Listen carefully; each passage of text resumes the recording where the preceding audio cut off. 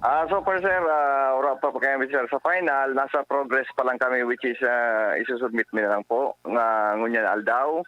May mga bagay-bagay pa po na dapat asikasuhon at katulad po ng mga evidence na ipapadarami pa sa Manila na talagang duman siya nagkusa to Kalayo. Actually, sa pag-iling-iling may sa investigasyon, nagpuon po siya doon sa Kisamikang kuan. Dating BGMP office.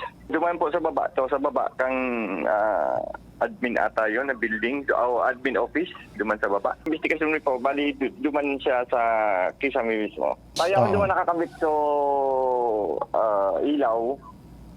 Iya po, duman nakakabit so ilaw, which is pigiling-iling mingiruyo ng punan. Dahil man po siyang foul play na naiiling mi sa kuan, sa investigasyon, garo duman sa kwampo talaga nag-aali at duman po sa receptacle. Sa BFP po, pwedeng overload or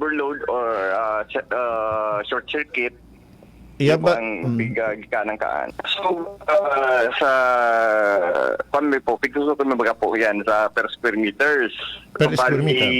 Oo, 15 per square meter. So, nagkalog siya almost more or less mga 15 million plus.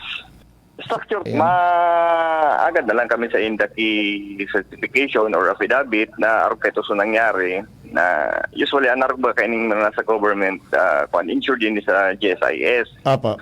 Oo, so bali magad na lang kami sa certification kang sa insurance kang magagamit kung ano man na nagkakuan sa furniture and fixture. Yun man lang po ito. Well, good. Ang pangapudan ko lang po sa publiko, so bali before po kita mag-ali, kung maali man kita sa arong, situit na naka-octobus na appliances, kung di man po talaga kaipuhan na may kuryente sa laog, paki-off ta ang breaker. So pinaka main switch. So sa may mga fuse baga po, kaya para sigurado po. And then, bago po kita magkaturog sa banggi, pasituit na naka-unplug gabos na appliances kung data man kaipuhan, data man pigagamit.